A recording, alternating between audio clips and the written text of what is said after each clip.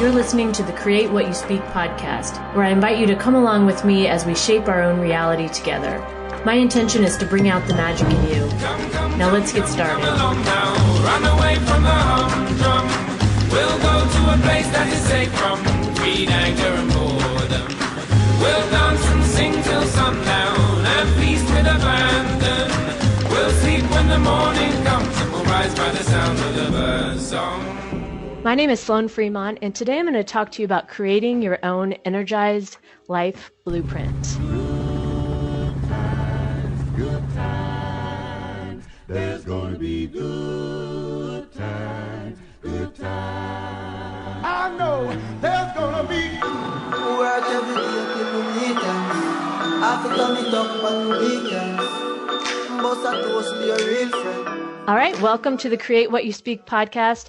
I'm your host, Shaun Fremont, and this week I am so excited. I have a special guest with me, Juan Miolin. Sorry, I knew I was going to mess that up. Juan is on the show with me this week, and I'm excited about this because we're going to dig into all kinds of fun and good stuff as it relates to energy, our thoughts, how we show up in the world, and so much more. I don't know where this is going to go today, but I'm really excited for it. And our theme is that it's deciding how to show up, because we all get a choice in that, right? And so I'm excited Juan is here. We briefly talked on the phone prior to this interview, and we instantly connected. So I know this is going to be a good show.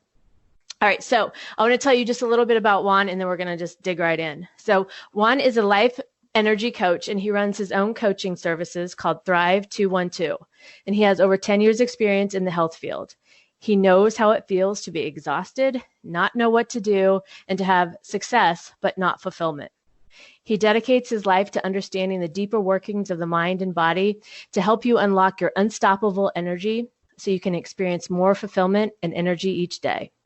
He has created the Energized Life Blueprint to break everything down to do just that, so you can be empowered to always be able to tap into your potential in 4 simple steps and do away with those Band-Aid strategies. So Juan, welcome to the show.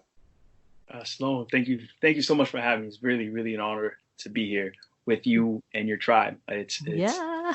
I very much appreciate it. Well, I'm so glad you're here. So let's just get into this. So tell the listeners a little bit about you and about the Energized Life Blueprint that you created.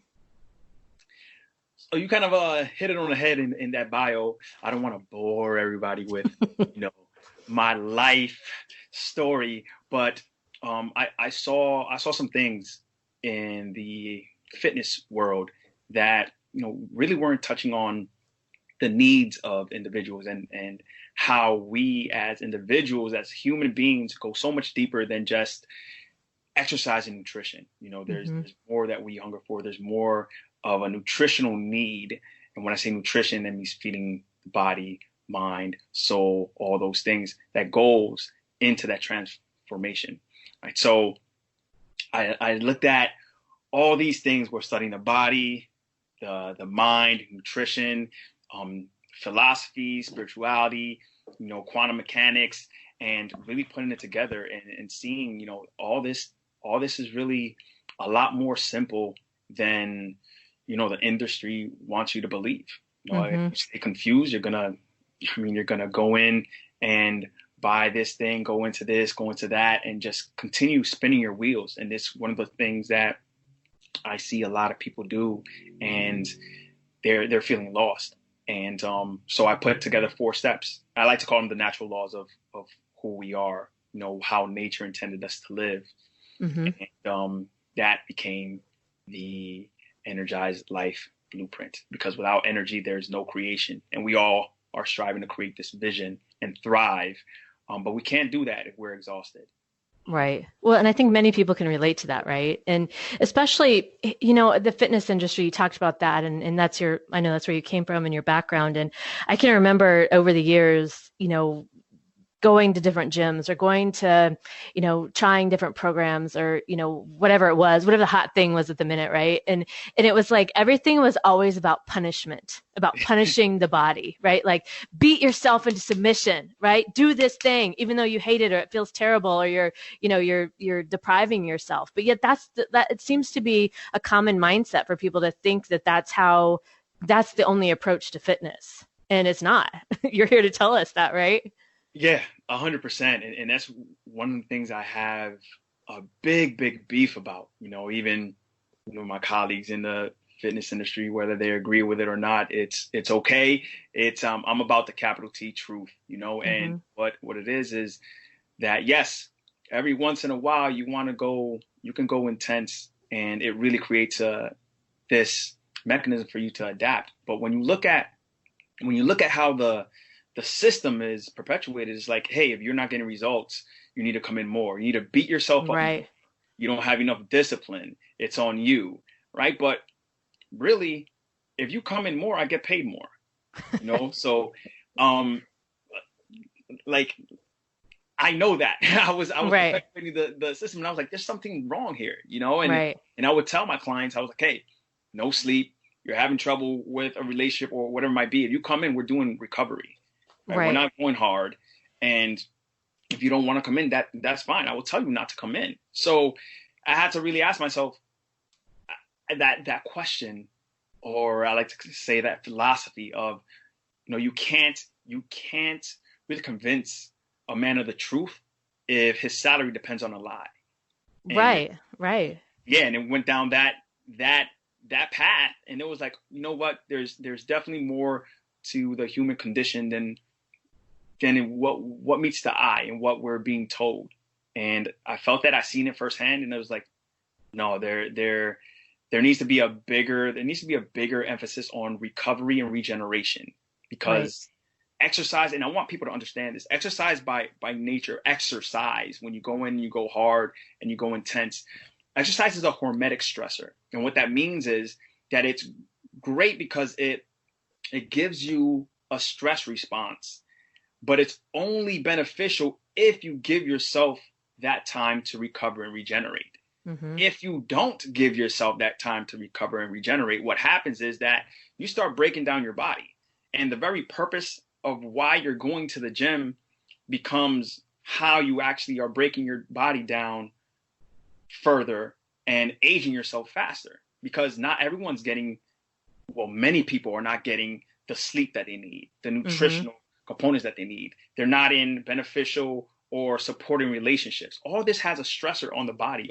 Your body takes all this in, and now you're beating yourself up, like you talked about, punishing yourself in the gym, and it's quote unquote rewarded for that hard work. And what you're doing is you're aging yourself faster, you're breaking yourself down more, and you're not getting younger. You're getting Right, older. and there's nothing good in that.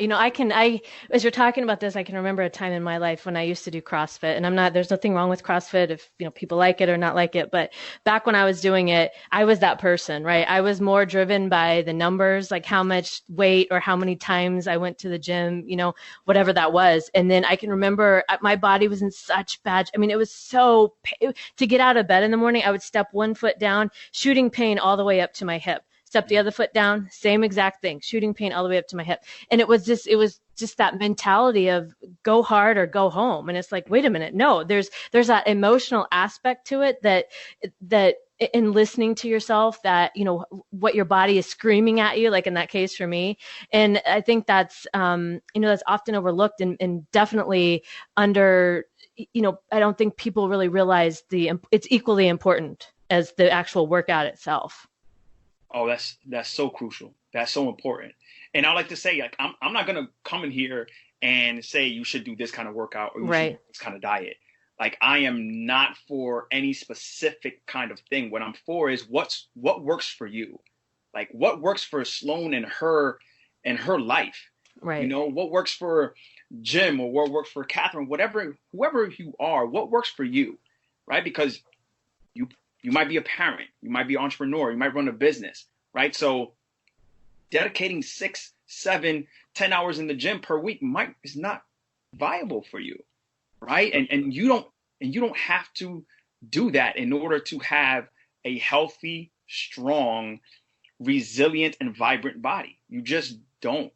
And it's always going to be about what fits best for you. And this is why I go to the 4 simple steps in terms of the energized life blueprint, because we need to have energized thoughts. We need to have energized emotions. We need to have clarity of where we're going. And yes, we need to have energized movement and nutrition. but it's all going to be what works best for your world and your life. And there are some founding principles which I talk about, but now we just break it off and see what's most viable for Sloan, you know? Right. What makes sense? And can you briefly tell us what those 4 pillars are, or do you have a overview of that, or is that saved for the one-on-one coaching that you do? Well, if I tell you, I'm gonna have to. No, of course. So the first one is really, I know a lot of people look at it as woo-woo. So I split it into either, if you want to look at it as spiritual or you want to look at it as purpose, whatever it is, right? That first pillar is going to be stepping out of that exhaustion. And what that what that means is you can't heal in the same environment that you became ill in, right? So like if you're eating fast food, an example is you're eating fast food, all these things and donuts and all that, and you're starting to pop vitamins. Hey, vitamins might minimally do something, but not on that diet, not on that lifestyle, you know? So you're still in the same environment doing the same things that's getting you ill. And what I look at is you don't have an energy problem, you have an energy distribution problem. You're probably being pulled so many different ways in so many different levels in your life because you probably haven't gotten clear on your purpose and what you truly want. To sit down and be like, what do I truly desire in my world, in my life? And we go into, I like to call it the circle of life, go into 10 areas of your life and get clear on that, on that common theme. And then we go over the 3 or 4 questions for getting clear on your purpose, right? So that's the first pillar in terms of the energized life. Then we go into your optimal thinking. And this is more of the mindset, but I like to say mind flow, right? I like to say you're stuck at where you are because your mind has been set. So let's go into mind flow. Let's get it moving, right? Yeah, let's get it moving. This term neuroplasticity talks about new connections, right? Being plastic. Your brain is very plastic. Your body is very plastic. It adapts and looks for new connections. So even though, yes, we're hardwired for, say, fear or, you know, quote unquote, like doubt or something like that, right? Because it's survival. But we're also hardwired to expand. You know, we're hardwired to grow, just like anything else in nature. We're hardwired for that because when you're just surviving, think about how that feels. Like, yes, you're alive. Terrible. Right? I've been through it. I know. Terrible. You know, me too. You know, we're on this journey together. So, like, you're surviving, you feel terrible, but guess what? Your brain is hardwired for that, but it's also hardwired for something else because you have a yearning to expand somewhere, that growth, and it's part of nature. And when we don't listen to that and we hold that in, that's when we run into trouble. So we go into the mindset, mind flow aspect of it and the neuroscience behind it and really dissecting, okay, what is really going on between your ears? Not just like, hey, be positive and think differently and you got to be disciplined. No, let's break down what those are, what that means in a tangible way so you can really take hold of the thoughts that are ruminating in your head. Which is so crucial, right? I mean, that right there, we talk about that a lot on the show here about deciding what you want to believe, right? You have a choice in your thoughts, right? Like you don't have to believe everything that goes on in your head, right? And sometimes I think that's a shock to people. Like it was a shock to me when I first realized that. I was like, wait a minute, I don't have to believe everything I'm thinking. Like everything I'm thinking is not true. Like I was shocked at that, but then I was like, oh, okay. So this is how this can go for me, right? Like totally different, like a 180 on it's like, I felt like, you know, when you go to the eye doctor and they like click those things down and it says like 1 or 2, you know, to see which one looks better. Like that's how I felt. It like clicked down and I could see clearer once I realized that. And that's the power of understanding this powerful brain and even more so the mind that you have, because once you know, you can't unknow, right? We talked about before when it was like, hey, you used to believe in Santa Claus before, right? And you stopped believing in Santa Claus at some point. You can't ever go back to truly believing in the Santa Claus. Like, you know that's not going to happen. But going back into what you were talking about when you were saying you don't have to believe that your thoughts, we can break that down and think about where your beliefs actually came from. And it's like this imprint period between the ages of 0 to 7, right? And you've taken in much of the beliefs that you're actually living in. And at first I got pissed off when I learned that, right? I was like, hey, why would nature really do that to us? Why would we be so bound by so limited? And when I took a closer look at it, these are conversations I have about to myself, right? I get pissed off at myself, and then I talk it through, and then I figure things out.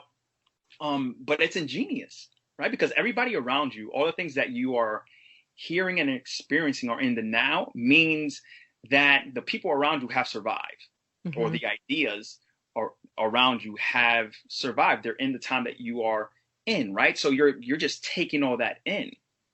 But what happens is, as you grow and as you start getting closer to that self-actualization, something more in you wants to come out. Now there's a conflict, right? There's just a conflict between what you desire and what you've been taught to believe. And this is where we have a lot of the friction. But when you think about it, and you talk about you don't have to believe the thoughts that are running through your head, this is when you become the thinker of your thoughts. And I know, like, nature has this cruel little game, this ironic game that it plays when you take a look at it. Well, you become the thinker of your thoughts. And what that means is that you get to now observe the thoughts that you're in. And you get to be like, wait a minute, that's not really true. And you dissect it. And you get to see that those thoughts aren't really your thoughts, right? They were actually someone else's thoughts that were ingrained in you somewhere in your past childhood or past lesser adolescence, wherever it might have been. But you get to decide and be like, wait, that's not true. And I get to decide something else. And what a decision means is that to decide means to cut out. A decision means to cut out. That's the root meaning of the word. An incision is to cut in. A decision is to cut out. So what that means is you have 99 options. You decide to go into one option. Let's say you have 99 doors. You decide to open one door, which literally means 98 other options are no more for you. Right. You go through that. And now you can align a decision in your mind now that works for Sloan, or works for Juan, or works for whoever it might be with that. And that's a new belief that you have, right? You start imprinting new beliefs, but now you start to understand that your thoughts have never been really your thoughts. Those thoughts that you're not enough, you're not pretty enough, you're not big enough, you're not strong enough. Where did that come from? Right. And I talk a lot on the show too about the stories that we tell ourselves, right? Like somebody told us when this is true. My mom told me when I was probably 5 or 6 that I couldn't sing. I was in the car one day and there was a song on the radio, and being a kid, I just sang out. And my mom turned around and said, "Your voice is as bad as mine." And I never, ever, ever sang so that people could hear me since then. Mm-hmm. I don't know if I have a good voice or not, but I never, I didn't even attempt it after that because of that one, in those impressionable years when so think about, that's just one thing, but think about, as we go through life, as we're growing up and these things happen, or sometimes we interpret things, right? Like we interpret someone is mad at me or they don't like me or, whatever. And then we start to tell these stories in our head. And I think it's so important to, to really be careful with those because the stories aren't true either. But also what you talked about with the decision, like when you make the decision about something, whatever it is, to me, that decision is like, it's the line you draw. I say this a lot, like to the universe, to myself when I'm talking, like I've drawn a line here, no more of whatever it is. Right. And the decision, I think, like you were saying, cut out, but the decision also is at least it feels like to me, like it changes it's almost like it redirects the energy. It stops all the scattered thinking and it gets you focused on one thing. right? It cuts out, because that's how I think a lot of times our energy it's so random. Like you were talking about working with people to help them decide, make a decision. What is it that you actually want, right? Because I think most of us are just kind of flailing around a lot, like going from thing to thing, and we're exhausted because of that, or then we're mad because we didn't get what we wanted, or, whatever, but we didn't really make the decision, right? We didn't really have the, call it what it is and say, hey, this is what I want. And that's how this is going to go, right? 1,000, 1,000%, right? Because as you said, that decision is drawing a line in the sand where this is where I'm going. This is where I'm committing to, right? There's a boundary I'm making with myself and with the world around me. This is where I'm going. Like you said, everyone is scattered. They have, think of having a compass, and the compass is not directed. It's just kind of jumping all over the place. And you don't really know where you're going. So you're just going where the needle is telling you at any random cause. But if you really calibrate that compass to point to my true north, this is where I want to go. Yes. Right? Yes. This is where I want to go, my true north. Now you calibrate it to that. Now what happens is that all that energy that you were spending going southwest and northeast and all these other directions, now you get to hone that in and focus that on your true north. And what happens is, why that is so powerful is that it really alleviates the stress of making decisions on things in life, whether it's your partner, whether it's like what food you want to eat, what you want to wear, what job you want to go into, what kind of type of friendships you want. All these decisions now get filtered through that true north. And now you can make a decision in terms of, hey, no, that doesn't even rock with me on my true north. I'm not going to spend time even contemplating on that. It doesn't even make sense. Right. And I think, I've noticed in my own life, when I make a decision and I'm focused, I have that straight line path of where I want to go. Now the line isn't always straight, right? Because sometimes things take us different ways, and that's different than what we were talking about before, which is scattered all over the place because you have no direction. But your intention. Right. Your attention. Right. And when I do that, when I focus my intention on the thing that I want, then a lot of that other stuff falls away because I'm simply not focusing on it. Right. It doesn't even enter my peripheral because it's fallen away because I made the decision of where I wanted to go. And do you think that that's why, this is I've worked from home for a while now, so I don't see this as much, but I remember when I was working in an office, pretty much everybody that came in the office every day looked so tired.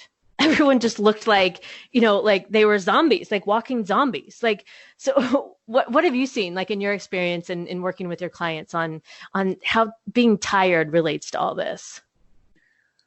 So nothing is ever with our bodies. Nothing is ever, or just our human condition, right? It's not independent. So it's not like, hey, your thoughts are more clear now, or you have more intention. But your diet is shit and you're not moving around, right? So it's all these things that actually align with that. So when you're tired, it most likely is going to be your thoughts and emotions, right? That's first, because you think and feel so many times during the day. And there's so much energy in that, right? There's so much energy that I don't think we really understand that or even realize that. There's so much energy in that, and it also has a real effect on your genetic expression. Right? There's a newer field developing or being developed called epigenetics, right? Above the genes, in which I love and validates what I've always felt, whereas that there's not a determined destiny for you in terms of, hey, you have this gene, okay, it's a wrap for you. Like there's nothing you can do. Right.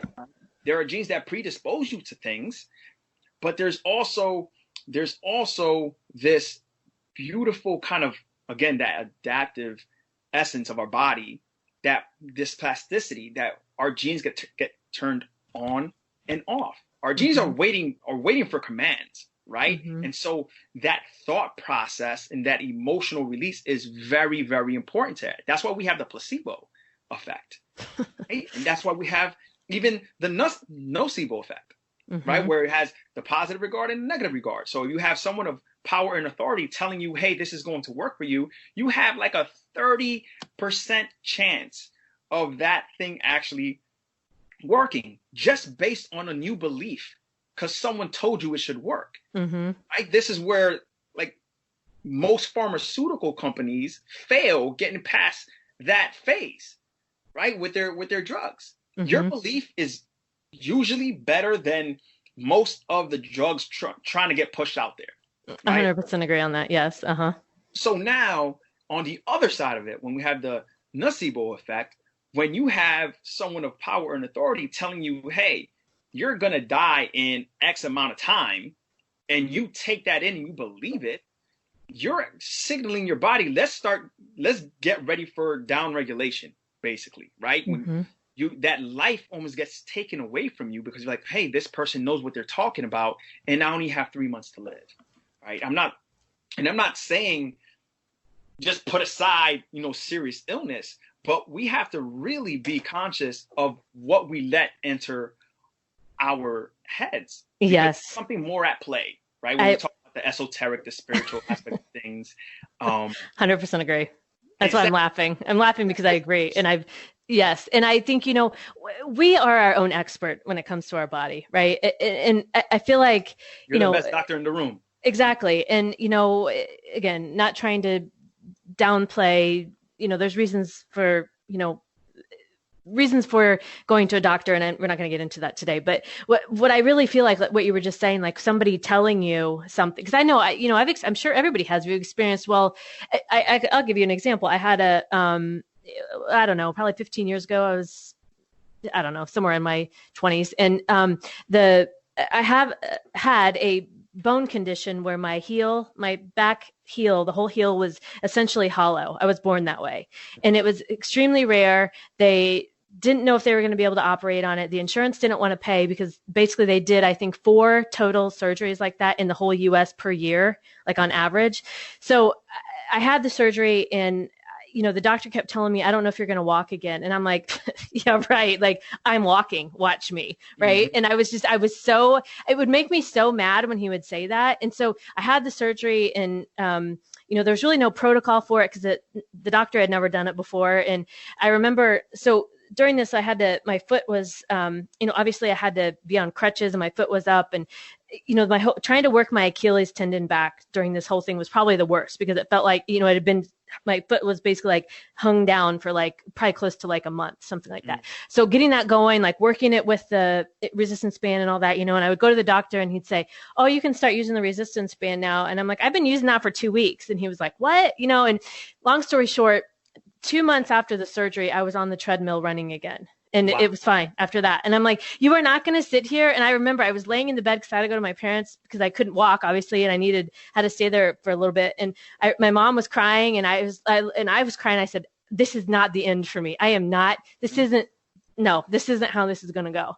And it didn't, because I made that decision, right? I could have went the other way easily, especially in that case, because there was not a lot of anything to back up my belief, but that's what I chose. And I think it's the same with anything. I mean, a lot of the stuff that you're talking about with, approaching, health and wellness and fitness, let's say, differently than maybe people are used to hearing, or that I would say like the mainstream approach. A lot of this requires us to trust ourselves. And I don't think that's something most people are that comfortable with doing. Yeah, that's one of those things. It's because, first of all, going back to your story, remarkable, 2 months and running on the treadmill. And that's one of those things where you make that powerful decision, right? And it's just, it's such a powerful thing where you're like, no, this is not going to be my reality.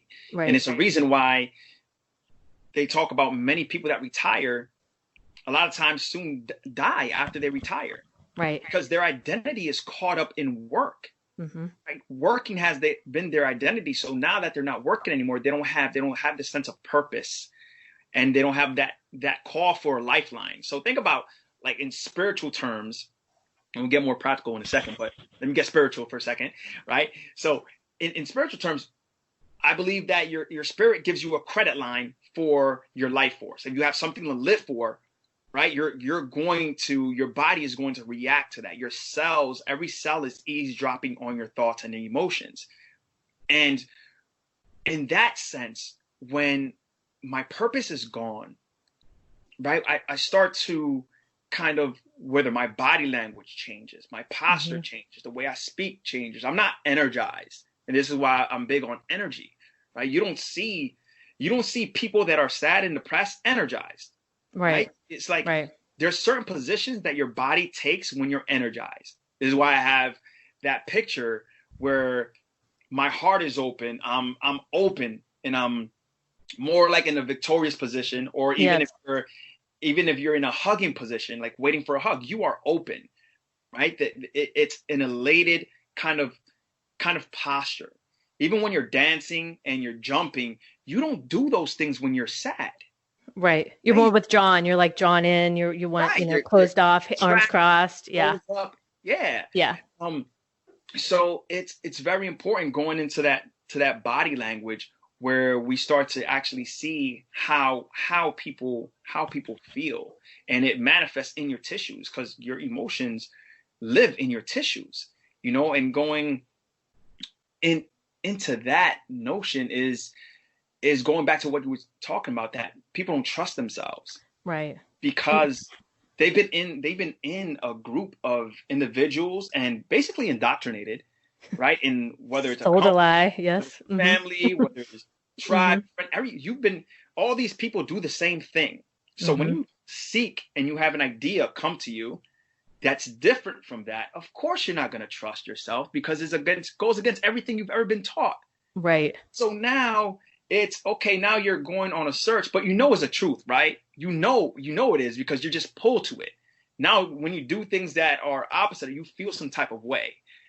And now your duty is to find other people and connect with other people that are essentially kind of think outside the norm as well, right? That support your new belief, or support your new whatever it is, right? Your new like-minded. And right, they exactly.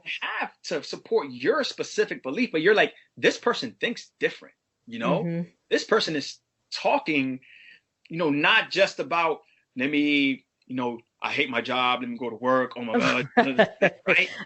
Sunday night, I hate it, I got to get up to my, This person isn't talking about that. This person isn't talking like, man, I don't want to go home to my wife and kids. Oh my God. I want to be around men. Like I want to be around men. They were like, I can't wait to go back. I miss my child. I miss my wife. Right. Exactly. I don't want that. Right. So you start to awaken, and there's things that happen to your body when you start to awaken. That's a whole nother discussion. but yeah, you start to seek out, but at the same time, you start to doubt yourself, because you're in an environment, how we talked about, hey, you can't get well in the same environment that got you ill, or dis-ease, right? Let's break down that word, a dis-ease. That's really what it is. So if you try to stay in that environment while having this new concept and idea and trying to manifest that, right, consciously, and it takes work and energy, this is why we want to focus, that's going to be very, very difficult, extremely hard, because they're always going to know, and they love you, right? That no one, like most people around you, are not trying to hold you down consciously. They're trying to do what they think is right for you. Right. For you. It's not, it's really not it's not up to them, right? It's not up to them. And one of the things I try to tell people is, don't get pissed off at the people that love you the most when they don't support your vision. Your vision is not there for them to support. You have to support your vision. Right. You have to feed it ideas and time and create those boundaries, because people won't start believing in you until they see that you believe in yourself. Like, making that decision, and you draw the line, and this is how it's going to go. I mean, when I changed my life and moved to Nashville, that was the theme. It was everyone get in formation. Here, this is how this is going to go. Right. So line up and get in formation and make it happen. Right. And it did because I was so sure of that. I didn't have to know the answers. I didn't have to know, how it was going to work, but I trusted that it was. And all I did was take the next logical step and show up. And it was like the whole red carpet was rolled out. Like I still describe that was 3 years ago, and I still describe it that way because that's literally what happened. Because I just didn't care enough about the bad thoughts that I had about it. Right. I had them. They were there, but Mm-hmm. I didn't lean into them, or I didn't really entertain them. I mean, from time to time I did, but it wasn't where I stayed all the time. I stayed the majority of the time was in that, like you're explaining the picture, and the picture's on Juan's website. I'll link to that in the show notes, but it was like that open up, my arms up, and I would actually do that sometimes, like stand up in my arms, bring me, like I'm ready, like bring me more, like I'm ready for this. And I think going back to that, trusting yourself, I mean, that is so crucial. Because when you trust yourself and you believe that you know the right thing and you know the way to go and you know that what you're doing is right for you, again, that's when people start to respond differently to you because they see you've changed. And so then they're going to change, but they're not going to change for you to change, right? It doesn't work that way. You change first and then they change. Yeah, exactly. Oh man, you said it so well, because when they start seeing you change and you going into what you're called to do, most are not going to go with you. Most are going to stay in that comfort zone of right. what it is. But you'll start seeing some start to join you and like, hey, start asking for some advice and start having like these discussions with you. And hey, you're there for the people that are willing to put their hand out for help and pick them up. And it's one of those things where it's easy to say trust yourself, but let's break that down. So if you are a thinker of your thoughts and you see that the thoughts that you've always had wasn't really your thoughts, and those thoughts have not led you to the belief that serve you, which has led you to a life that you do not want to live. So by nature, you've actually trusted everybody else and it hasn't gotten you where you wanted to go. Right. You trusted everybody else's call. And now you're like, well, I can take some and leave some, but I'm not where I want to be. So now when you step back, you're like, okay, what do I really desire? So the thing that's left is, let me look inside and really see what I desire. And I must try something different. And this is scary, or I like Change to say always is, right? Excited, right? Mm-hmm. It's an excitement because your spirit, your soul doesn't really know too much of what fear is. It just wants to be excited, right? It's excitement. And your body physiologically goes through the same changes, right? Your breath gets short, your heartbeat just gets rapid, right? You sweaty palms, dry mouth. Like, okay, I'm scared. But society has just taught you to receive those sensations and interpret them as fear. Now, what if we receive those sensations like, oh shit, I'm excited AF, and like, right. this is a bit of excitement here. I can't wait to do this and figure this out. But like what I was saying is like the thing that's left is what is your take? Because you've never really asked yourself what you want. Right? You've been taking what everybody has been giving you, and it got you some success, perhaps, depending on where you are. But are you fulfilled? Everyone talks about happiness, and happiness is kind of fleeting, right? You're happy one moment, you get a call, and okay, that's everything. Everything is different, right? And what about fulfillment? What about you really getting and stepping one step in front of the other and feeling fulfilled in that you are tapping into your potential every single day? That's that fulfillment. And yes, when we do that, we get those happy moments more often than not, right? We get more of those happy moments, and that's dope. We want that. I'm not saying don't be happy, but a lot of people bank on that happiness as a reaction to an event. And right. It's conditional. Yes, it's very conditional. Yeah. Well, and I think, a lot of this, I know we're running out of time, and I knew we would, because I knew you and I would have a lot to talk about. But I think, what you talked about at the beginning about in your coaching program and the 4 pillars, and that deciding, and, what do you really want, right? Being able to really, articulate that, understand that, look into that, and know that that's okay, right? Trust yourself enough to know that what you want is what's for you, right? Because like I've talked about this on the show before, like, I've never wanted to be an astronaut, let's say. That just didn't appeal to me, right? It was nothing, it was just never in my, but I wanted to do, this, that, and the other.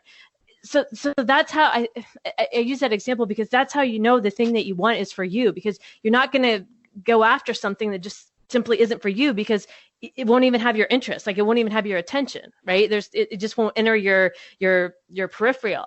But then, in what you were talking about also with that, like, I felt like for so long that I was living my life on the sidelines, like, because I was listening to everybody else. I wasn't listening to myself, and I wasn't, I didn't feel fulfilled for that reason, because I was listening to everybody else, and I was like, when's my life get to start? Right? Like, that was the story I told myself, and that was the feeling that I had. But, here 3-4 years later, and, my life's totally different. So you don't have to, nobody is stuck. I guess that's what I was getting at with that, is nobody is stuck where they are.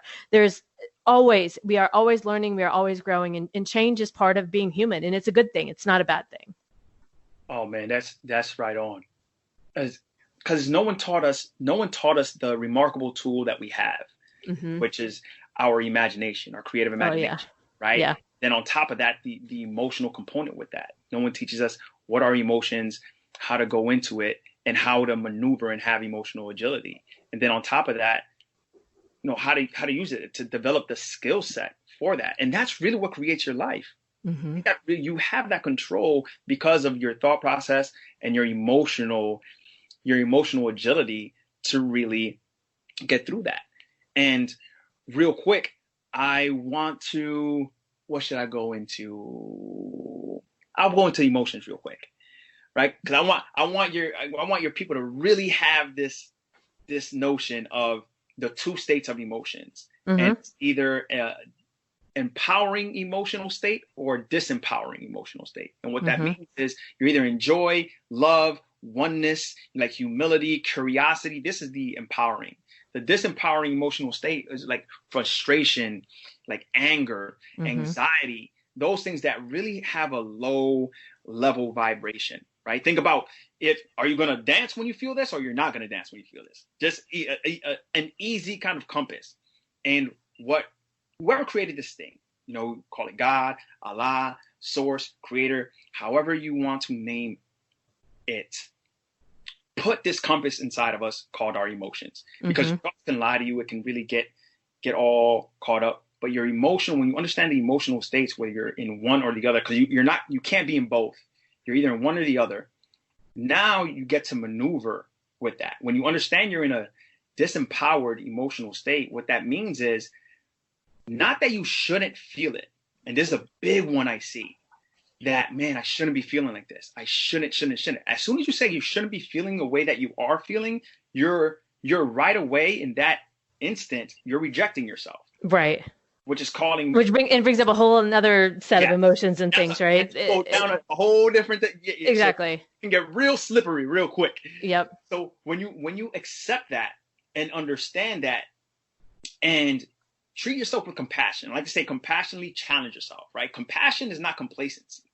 There's a difference. I'm not saying being passive, like, oh yeah, I feel bad, I'm just going to stay here. It's like when you're in that disempowered kind of emotional state, understand that it's just a call to let you know that you're off road, that you're going the wrong way. And now when you understand you're going the wrong way, and your purpose in your world is to live as much as possible in the empowered state, that's when we're tethered to our guiding true north. Now, when we accept these quote unquote negative states, and we see like, okay, this is a feeling, I don't like this feeling. What does this mean? As soon as you ask a question, right, you're in the curiosity state, and you get to figure out more of why is this happening or what's going on. Even if you don't come up with the answer, you give yourself the gap of not being so reactive. Because when I'm angry, boom, this happens. When I'm anxious, boom, this happens, right? So we're caught up usually in this hypnotic state of our past life. And when I say past life, I just mean the older you. the younger you that expecting the same results. Yes. Yeah. Right. And you're just hypnotic with it. It's just automatic. And there's a reason for that, because the neural circuitry in your brain has kind of made this groove with that. But understanding those two emotional states and navigating through that to have more agility and understand, hey, when I'm in this like negative state, it doesn't mean that there's something wrong with me. I want people right. to, like, yes. I'm not broken. Like, you are not broken. This is a system that's working for you at all the time. Yes. But somewhere along the lines, somebody or society told us you're not supposed to be feeling like this. This shouldn't be it, right? Being emotional is bad. When we know that your actions, we're emotional beings. And it's okay. It's okay to, it's okay. And, I found in my own life that if I want to get to A to B, let's say, and, going along and something happens that I deem as bad, what I can look back later and usually see is that thing I thought was bad actually caused a redirect or caused me to do something different that got me where I wanted to go in the end. It wasn't the way, it wasn't the smooth sailing necessarily that I expected, but it got me where I wanted to go. So the things we deem quote bad, I think can also, they have a purpose, and it doesn't mean it's not out to get us. And I think that's important to remember. Okay. I know we're over time, and I just love talking to you. I know we could talk for hours, but I wanted to ask you one last question before we wrap up. So what's one thing that the listeners can do right now that will change how they live their days? All right. Don't think I'm weird or strange, but you're talking to me. No, absolutely not. I like to look at death, right? I like to look at death and have death enrich our life. This is like that ironic life thing again. And when you're able to have that deeper relationship with death and understand, hey, everyone that's ever lived has passed away. Everyone that's living is going to pass away. But I know that's a little morbid, but in this essence, with that one thing, ask yourself, if today was your last day, and you look back, what thing would you regret not doing? What would that be? Right? So before I left the fitness industry and getting out of the corporation that I was under, there's one of the questions I asked myself, like, would I be okay? Like, if this was my last day, not like 20 years from now, like today. If today was my last day, what would I regret? And it was like, man, I would regret not stepping out and serving people on a deeper level, knowing what I know. Right. That would be shameful to me. I would be like, man, I just wished I would have just seen what it was. Like, just being able to go on my own and develop something to serve others deeper. And when you do that, you get a powerful grasp on it, because you realize, one, you're not dying today, right? So then you have all the resources at your disposal to make that thing that you would have regretted happen. Therefore, you no longer are going to live in regret. You are living more in fulfillment, because you're taking steps towards that thing that you identified that would have been the missing link if you were to leave. So just by taking that audit and taking that step forward with that, from that question, that right there can lead you into more fulfilling days. And people forget, if you get more fulfilling days, these things are the building blocks of your life. Right. So live more generously each day, or live in more fulfillment each day, or live with more grace each day. And those days are your building blocks of your life. So now you're living graciously, right? You are living a fulfilled life because you infuse that in each part of your day. So don't get caught up in that overall big life purpose. If that's kind of scary for you, just think about your every single day. Yeah. The days make up your life, right? Yeah. And I love that. I think that's a great perspective. And as you were talking about that, it was, what we talked about earlier about the person who retires and then dies shortly after because they don't know their purpose, or they didn't, or who knows, but you know what I mean? So having your purpose and being able to go after it, I think that's energizing, right? That's that life force that we talk about, right? Like that's what we're here to do. We're here to live. We're not here to just wither and die on the vine. So Juan, I want to thank you so much for being a guest this week. If you want to contact Juan, his website is thrive212.com and his email is coaching@thrive212.com. And I'll link to both of this in the show notes, as well as his Instagram. And before we go, I want to talk about the song. So when I have guests on the show, I always ask them to pick an intro and outro song. And Juan just picked one song. So we're using this song for the intro and the outro. But I want you to talk a little bit about it, what the song means to you and why you chose it. Oh, it's I Know There's Gonna Be, and I Know There's Gonna Be Good Times. And that's by Jamie XX, Pop Can, Young Thug. And it's just a uplifting song where if I find myself too low and getting off the path where I'm focusing on what can go wrong, I'm like, okay, hit that song up, and it gets you in that vibe where it's like, and just the wording, I know there's going to be good times. I know there's going to be good times, because we can use that hindsight. It's one of the principles I use, the hindsight 2020, the 2020 hindsight principle, right? Where you look at, hey, this sucks right now, but I know every single time in my life when something sucked, something came out of that. Right. And it was that, like, this is 100%. Like 100% of the time when something sucked in your life, something good came out of it. No, there's no fault in that. Right. So, and we, a lot of times, forget that faith of, we would never question someone that always came through for us 100% of the time. Right. Time, right. So that song is that. That song initiates that hindsight principle, that 2020 principle that I have. Like, hey, okay, remember that, and it puts me in that zone, and it's a go-to.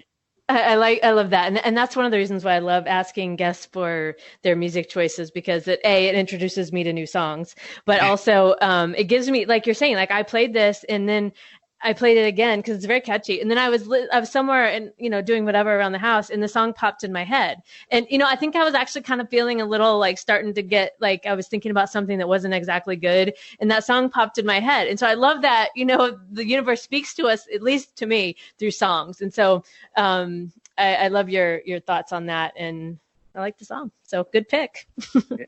Well, you're welcome. You're welcome. No, it's been a pleasure. Thank you so much for having me. Thank you for the invite. This was a pleasure. Like we talked about, we could talk about this for weeks. We definitely could. I'll have you back again and we'll talk about something else. Thank you so much. You're welcome. All right. So that's it for this week on our topic of creating your own energized life blueprint. I would love to know what you think of the episode. If you have questions, I would love to hear from you. You can email me, sloanfremont@gmail.com. My website is sloanfremont.com, and you can also find me on social media at Sloan Fremont. If you like the podcast, please remember, subscribe, rate, review, so more people can find me. All right, that's it. Thanks for listening this week, and I will talk to you next week. Come on, but good time was a bad one. You say you want, give me something long time. Me deal with this thing, rough something like crime. I make you sing this line.